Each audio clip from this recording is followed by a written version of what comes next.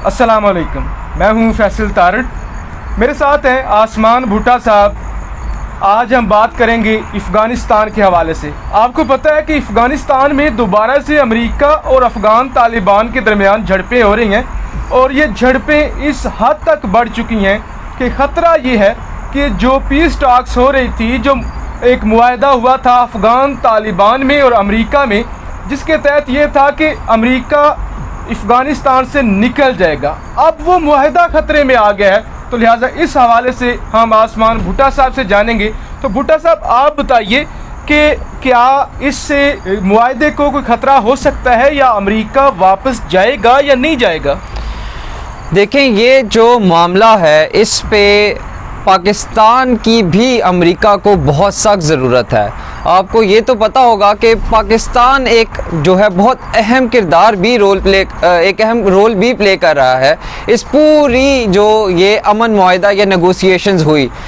और ट्रंप जो थे, सदर ट्रंप, क्योंकि उनके इलेक्शन भी अभी करीब आ गए हैं और उनका एक इलेक्शन के से पहले एक बहुत इम्पोर्टेंट जो बयानिया था वो ये था कि मैं 25 दिसंबर, जो कि ईसाइयों की ईद या क्रिसमस जिसे कहते हैं, उस तक मैं सारी फ़ौज 4500 फ़ौजी अभी भी अफ़गानिस्तान में मौजूद हैं अमरीकी, वो सारे मैं घर वापस ले आऊँगा। लेकिन कुछ इख्तलाफात जो हैं वो जो सियासत और फ़ौजी जो क़यादत है, सियासी क़यादत और फ़ौजी क़यादत अमरीका की जो है, उसमें इन दोनों के दरमियान इख्तलाफात हैं। क्योंकि जो पेंटागन, जो कि अमरीका का जो मिलिटरी जो कह लें कि एक हब है, उसके जो सबसे बड़े चीफ़ हैं, जो जनरल हैं, उन्होंने एक बयान दिया हालिया में और उन्होंने कहा कि जो अमेरिका का जो अमरीकी फ़ौज को जो वहाँ से वो खारिज होंगे या जो उनका विड्रॉल होगा वो सर्टेन कंडीशंस यानी कि कुछ शर्तों की बेस पे होगा। और इससे यही लगता है कि अमरीकी फ़ौजी जो क़यादत है उसके अभी भी अफ़गान ख़िते में कुछ इंटरेस्ट हैं और इसीलिए वो अभी तक जो है नहीं चाहते कि वो वापस हैं। लेकिन उनका एक कॉन्फ्लिक्ट ऑफ इंटरेस्ट आ रहा है अमरीकी सदर डोनाल्ड ट्रंप के साथ, जो अमरीकी अवाम को खुश करने के लिए अपने बयानिए पे अभी तक कायम है और वो चाहते हैं कि वो जल्द अज जल्द अमरीकी फ़ौज को अफ़गानिस्तान से वापस अमरीका ले आएँ। अच्छा, 19 साल हो चुके हैं अमेरिका अफ़गानिस्तान में आया, कोई कामयाबी हासिल नहीं हो सकी, उल्टा नुकसान ही हुआ। नेटो का भी नुकसान हुआ, अमेरिका का भी नुकसान हुआ। तो अब ऐसी क्या वजह है, कौन सी ऐसी वजह हो सकती है जिस वजह से अमेरिका को अभी भी है कि हमें अभी मज़ीद इस खिते को खाली नहीं करना, हमने मज़ीद रुकना है? हालांकि आज से 1 महीने पहले तक तो ये लग रहा था कि अमेरिका इराक़ से भी निकल रहा है और अफ़गानिस्तान से भी निकल रहा है। अचानक ऐसा क्या हुआ कि वो अब रुक रहे हैं, अचानक से वो मुआहदा तोड़ने जा रहे हैं? देखें, इसकी वजूहात जानने के लिए बहुत ज़्यादा हमें चीज़ों को देखना पड़ेगा। जो ख़िते में अभी भी आप देखें कि पाकिस्तान और इंडिया, कश्मीर का मामला, इस खिते में अमेरिका की फ़ौज होना बहुत ज़रूरी है। उनको हर तरीके से इस खिते में उनकी मौजूदगी जो है, क्योंकि देखें Afghanistan, Iraq, Iran, Pakistan, India, ये सारे एक ही खिते में हैं। और अब आप देखें तो इंडिया में और लद्दाख के जो मैटर्स चल रहे हैं इंडिया और चाइना के, उसके लिए भी अमरीकी फ़ौज का खिते में मौजूद रहना बहुत ज़रूरी है। दूसरी जानब आप तालिबान का जो ये चल रहा था, तालिबान थे, उन्होंने क्लेम किया कि ये जो जगह थी हेलमंद की, यहाँ पे ये उनकी अपनी टेरिटोरी थी और ये इन्होंने यहाँ से दोबारा रीक्लेम करने का इन्होंने वो किया, जिसके बाद इन्होंने एक तंजीम साजी के थ्रू इन्होंने इस पूरे एरिया को दोबारा अपने कंट्रोल में लेने की कोशिश की। इन्होंने अटैक किया, सारा कुछ किया और अमेरिका जो है उस पर अभी भी रिटेलिएट कर रहा है, लेकिन इस हद तक नहीं कर रहा क्योंकि डोनाल्ड ट्रंप के जो जितने भी कह लें कि डोनाल्ड ट्रंप ही अभी तक सदर हैं, तो उनके ऑर्डर्स भी काफ़ी हद तक सुने जाएंगे।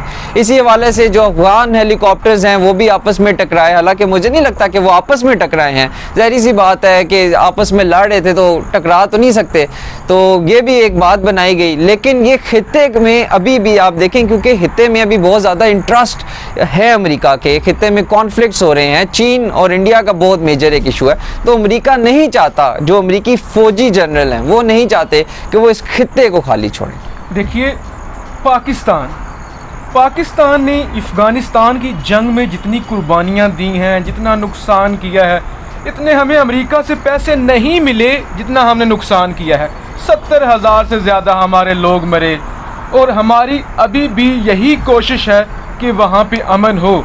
फिर वो अमेरिका जो कल तक पाकिस्तान की मिन्नतें कर रहा था ज़ल्मे खलीलज़ाद के हमारी टॉक्स करवाएं, हमारे मुज़ाकरात करवाएं अमेरिका तालिबान के साथ, तो अब पाकिस्तान कहाँ पे खड़ा है? पाकिस्तान क्या प्रेशराइज़ करेगा या पाकिस्तान अब जो चीन के करीब जा रहा है तो इस वजह से भी शायद अमेरिका को गुस्सा हो, या क्या मतलब पाकिस्तान इस सारे मामले में कहाँ पे खड़ा है? देखें, पाकिस्तान एक पुरअमन मुल्क है और ख़ित्ते में अमन पाकिस्तान की तरजीहात हैं। ख़ित्ते में CPEC का मंसूबा भी चल रहा है। हमें हर वक्त जो है वो सिक्योरिटी, हम नहीं चाहते कि कहीं पे भी कोई कॉन्फ्लिक्ट अराइज़ हो, कोई हमारी इकॉनमी को ख़तरा हो, कोई आसपास वाले ममालिक को ख़तरा हो। देखिए, अफ़गान वॉर जो कि अमेरिका की हिस्ट्री की सबसे महंगी तरीन जंग है, जो कि वो हार चुके हैं मेरी नज़र में, उसमें पाकिस्तान को भी कितना ज़्यादा नुकसान हुआ। अभी तक हमारे अक्सर बॉर्डर पे क्रॉस बॉर्डर से फायरिंग होती है, जो वहाँ पे से तालिबान करते हैं, हमारे जवान शहीद कर दिए जाते हैं, हमारी CPEC की डेवलपमेंट को भी ख़तरा है। तो पाकिस्तान अमन के साथ खड़ा है। पाकिस्तान अमन के साथ खड़े होने का मकसद ये है कि अगर अभी ये जो अमरीकी फ़ौज है वो नहीं चाहती कि अमन हो, तो पाकिस्तान क्योंकि अमन के साथ खड़ा है, पाकिस्तान उनके साथ नहीं खड़ा होगा। पाकिस्तान ने ये जो अभी अमन मुज़ाकरात हुए हैं, आपको पता होगा पिछले दिनों भी ज़ल्मी खलीलज़ाद खुद पाकिस्तान में तशरीफ़ लेकर आए। इसीलिए पाकिस्तान को जो है अमन पाकिस्तान की हमेशा से प्रायोरिटी रहा है और अमन के लिए पाकिस्तान अमेरिका के ख़िलाफ़ भी खड़ा हो जाएगा। देखिए, ईरान इस वक्त डायरेक्ट हमले कर रहा है, फिर हिज़्बुल्लाह हमले कर रही है इसराइल पे। इसराइल का एक ख्वाब है कि ग्रेटर इसराइल बनाया जाए, जिसके लिए वो कोशिश भी कर रहे हैं। फिर अरब ममालिक भी दिन ब दिन वो कोशिश कर रहे हैं कि वो इसराइल को तस्लीम कर लें। माइक पोम्पियो का भी आज का शायद बयान था कि सऊदी अरब से उन्होंने कहा कि आप इसराइल के साथ जो ताल्लुकात हैं वो नॉर्मल करें। तो आपको नहीं लगता कि क्या इसराइल की भी कोई साजिश हो सकती है? इसराइल भी ये कह सकता है कि अमरीकी फ़ौज का इस खित्ते में होना बहुत ही ज़रूरी है, ख़ास तौर पे वो ईरान का मुकाबला कर सकें, वो आने वाले दिनों में चीन का मुकाबला कर सकें, क्योंकि साउथ चाइना सी में भी कशीदगी चल रही है। फिर इसराइल के लिए भी ये ज़रूरी है कि यहाँ पे इस खित्ते में अमेरिका हो। जी, इसराइल का, क्योंकि देखें दुनिया में जितने भी एलाइज़ हैं, जितने भी आपस में दो ममालिक की दोस्तियां हैं, जो सबसे ख़ास दोस्ती समझी जाती है वो यहूदी और अमरीकी, इन दोनों की जो आपस में दोस्ती है इसको समझा जाता है। US और जो इसराइल हैं, ये दोनों आपस में strongest allies in the world समझे जाते हैं, सबसे करीबी तरीब। और आपको ये भी पता है कि यहूदी लॉबी जो है वो अमरीका में कितनी स्ट्रॉन्ग है, कितनी इन्फ्लुएंशियल है, कितनी बाअसर है। और इवन के कहा जाता है कि उनके जो इलेक्शन होते हैं, जो प्रेसिडेंशियल इलेक्शंस भी होते हैं, उसमें भी यहूदी लॉबी एक ख़ास किरदार प्ले करती है। इसीलिए यहूदियों को, या फिर आप कहें द स्टेट ऑफ इसराइल को इस पूरे खित्ते में अमेरिका की सपोर्ट हर वक्त चाहिए होती है। वो उनको पता है कि जहाँ पे अमेरिका होगा वहाँ पे वो थोड़े से ज़्यादा ताकतवर हो जाएंगे। इस वक्त जो इसराइल है उसको सबसे बड़ा ख़तरा जो है वो ईरान के साथ है, और इस खित्ते में जो इसराइल को अभी सबसे स्ट्रांगली काउंटर कर सकता है वो भी ईरान है, क्योंकि सऊदी अरेबिया आप देखें कि उनकी लाइन तब्दील हो चुकी है। काफ़ी लोग अभी भी एक्सपेक्ट कर रहे हैं कि वो इनको जल्द अज जल्द इसराइल को तस्लीम कर लेंगे, और ऐसा पॉसिबल है, ऐसा मुमकिन है। लेकिन ईरान जो है वो एक बड़ी स्ट्रिक्ट लाइन लेके चल रहा है, और ईरान से जो ख़तरा है, इसीलिए जो इसराइल हैं वो भी चाहते हैं कि अमरीकी फ़ौजियों की मौजूदगी इस खित्ते में रहे। आसमान भुट्टा साहब, हम इसे एक और नज़र से भी देख लेते हैं, इंडिया की नज़र से। इस वक्त जो स्टेक होल्डर हैं अफ़गानिस्तान में वो है अब्दुल्ला और उसके साथ है अशरफ गनी। ये दोनों इंडिया के बहुत ही करीब हैं। फिर इंडिया की इतनी ज़्यादा इन्वेस्टमेंट है अफ़गानिस्तान के अंदर, इवन जो फॉरेन पॉलिसी की रिपोर्ट सामने आई उसमें भी ये बताया गया था कि जलालाबाद के अंदर इन्होंने अटैक करवाया, जो सिखों का वहाँ पे गुरुद्वारा है उस पर भी अफ़गानिस्तान में अटैक करवाया। फिर भारत नहीं चाहता कि अफ़गानिस्तान में अमन हो। अफ़गानिस्तान में अमन होने का मतलब ये है कि अफ़गान सरहद पर हमारे जो 1 लाख से लेकर 2 लाख हमारे जो जवान हैं, वो जो हमारी बाउंड्री है वो खाली हो जाती है। हमें इतनी ज़्यादा वहाँ पे फ़ौज रखने की ज़रूरत नहीं है। वो फ़ौज हम कश्मीर की साइड पे ला सकते हैं, वो कश्मीर हम जो फ़ौज है वो इंडियन साइड पे ला सकते हैं। और आजकल भारत की और अमेरिका की दोस्तियां अच्छी खासी परवान चढ़ रही हैं। अमेरिका खुद कह रहा है कि हम चीन के ख़िलाफ़ आपकी मदद करने के लिए तैयार हैं। तो क्या आपको नहीं लगता कि की या भारत की भी कोई कार्रवाई हो सकती है कि वो अमेरिकी एस्टेब्लिशमेंट से ये कहे कि आप अभी ना निकलें? देखें, जो अफ़गान और पाकिस्तान का जो म्यूचुअल एरिया आप कह लें, जो जहाँ पे बॉर्डर लगता है, जहाँ से सारी कह लें कि ट्रेड होती है, आप वहाँ पे जितने भी आज तक उस एरिया से या पाकिस्तान में कराची तक बहुत ज़्यादा जब दहशतगर्द पकड़े गए हैं, उनका ताल्लुक़ अफ़गान और इंडियन से जोड़ा गया है। यानी कि ये दोनों ममालिक मिल के पाकिस्तान के ख़िलाफ़ साजिशों में शुरू से मुलव्विस रहे हैं। इसीलिए इस खित्ते के, जो कि ख़ास तौर पे अफ़गान का और पाकिस्तान के म्यूचुअल खित्ता जिसे कह लें, जो इर्द गिर्द के गर्दोनवा के एरिए हैं, वहाँ पे जैसे कि आपको बताया कि इंडिया नहीं चाहता कि किसी किस्म का पीस हो, क्योंकि देखिए हम अब CPEC के एक मेंबर हैं और हमारे यहाँ पे एक कह लें कि बहुत ज़्यादा डेवलपमेंट हो रही है, इंफ्रास्ट्रक्चर बन रहा है, ट्रेड चाहिए हमें, गुड्स की कह लें कि गुड्स आएंगे जाएंगे, इंपोर्ट एक्सपोर्ट सारा कुछ होगा। उसके लिए सबसे मेजर कंसर्न सिक्योरिटी होता है, और हमारी सिक्योरिटी का मतलब है या हमारी खुशहाली का मतलब है कि हमारा दुश्मन हमसे सड़ता है, वो नहीं चाहता कि हम खुशहाल हों। ज़ाहिर सी बात है, हमारा सबसे बड़ा दुश्मन मुल्क तो भारत ही है, वो चाहता है कि हम लड़ते रहें, झगड़ते रहें।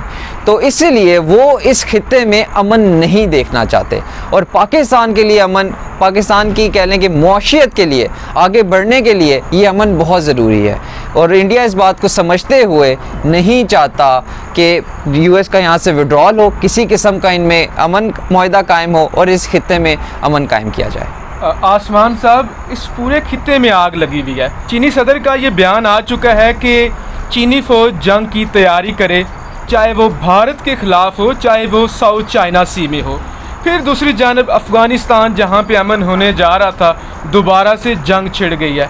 फिर आर्मीनिया और आज़रबाईजान, और फिर उसके साथ तुर्की भी है।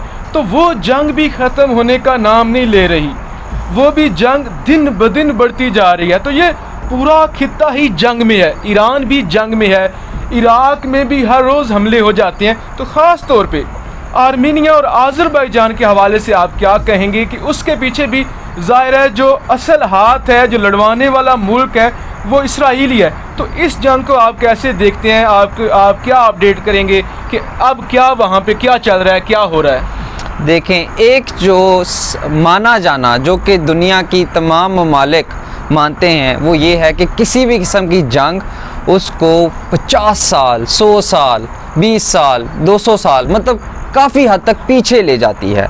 और इस बात से ये सारे ममालिक बहुत अच्छी तरह से वाकिफ़ हैं। अब ये जंगें इस खित्ते में क्यों शुरू हो रही हैं और क्यों शुरू करवाई जा रही हैं? देखें, खित्ते का बैलेंस चेंज हो रहा है। अमेरिका पहले बहुत खुशहाल मुल्क था, इकॉनमी को लीड करता था, अब उसको ओवरटेक कर रहा है चाइना, जिसको बहुत ज़्यादा लोग कहते हैं कि 2050 तक चाइना दुनिया की सुपर पावर बनेगा।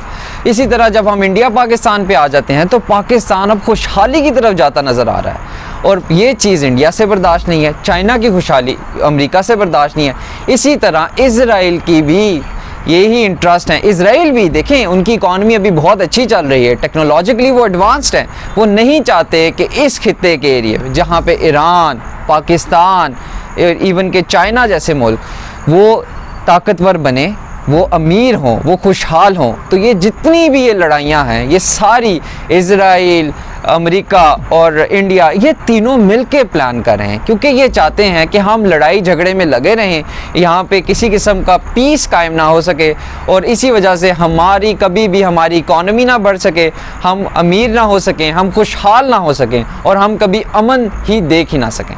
आर्मीनिया और आज़रबाईजान के हवाले से बताएं कि आपको क्या लगता है कि वो जंग जल्दी ख़त्म होने वाली है या हालात मज़ीद ख़राब हो रहे हैं? देखें, आर्मीनिया और अज़रबाईजान की जो जंग है वो दिन ब दिन कशीदगी पकड़ती जा रही है।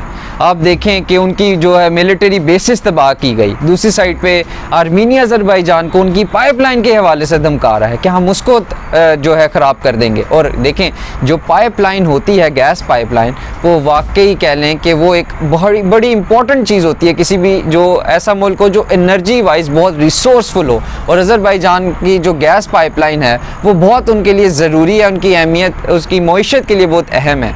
तो अगर वो डिस्ट्रॉय करते हैं तो अज़रबैजान की तो मईशत काफ़ी हद तक नीचे चल जाएगी। तो ये धमकियाँ छोटी धमकियाँ नहीं हैं, और जिसका मतलब ये है, और अगर रूसी फ़ौज भी काफ़ी हद तक आर्मेनिया एंटर होना शुरू हो गई है। तो देखें, मैंने आपको पहले भी एक वीडियो में कहा था कि जो पहली जंग अज़ीम शुरू हुई थी वो छोटे ममालिक से शुरू हुई थी और उनको सपोर्ट करने वाले बड़े ममालिक उसमें इन्वॉल्व होते गए और वो जंग अज़ीम बन गई।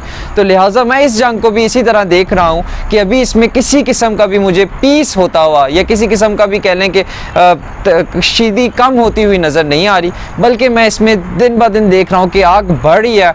और जो इसराइल, इंडिया जैसे ममालिक हैं वो डायरेक्टली और इनडायरेक्टली इसमें लक्कड़, कागज़ जो भी उनको मिल रहा है जो इस आग को बढ़ा सकता है, फेंकी जा रही है। आसमान भुट्टा साहब बहुत शुक्रिया। पाकिस्तान के हवाले से मैं एक बात करना चाहूँगा कि पाकिस्तान के इस वक्त चारों तरफ, बल्कि जिधर भी आप नज़र दौड़ाएंगे हर मुल्क में जंग चल रही है। ऐसे में पाकिस्तान जिसकी इकॉनमी भी इतनी अच्छी नहीं है, तो हमारे अदारों को, हमारी एजेंसियों को, हमारी फ़ौज को, ख़ास तौर पे हुकूमत को बहुत ही एहतियात करनी होगी, क्योंकि जहां ईरान, इराक, आपके चीन, अज़रबैजान, आर्मीनिया, तुर्की, इंडिया, लद्दाख, जिधर भी आप देखें आपको जंग नज़र आती है। तो कम अज़ कम हमें ये ज़रूर कोशिश करनी है कि ये जो बैरूनी जंगें हैं इनसे तो हम निमट ही लेंगे, हमारे मुल्क के अंदरूनी हालात ठीक हों। यहाँ पे जो फ़िरका वाराना फसादात चल रहे हैं या बाकी जो यहाँ पे मुजाहरे हो रहे हैं, एहतजाज हो रहे हैं, उनको कंट्रोल में लिया जाए। अपनी राय का इजहार ज़रूर कीजिएगा। पाकिस्तान जिंदाबाद।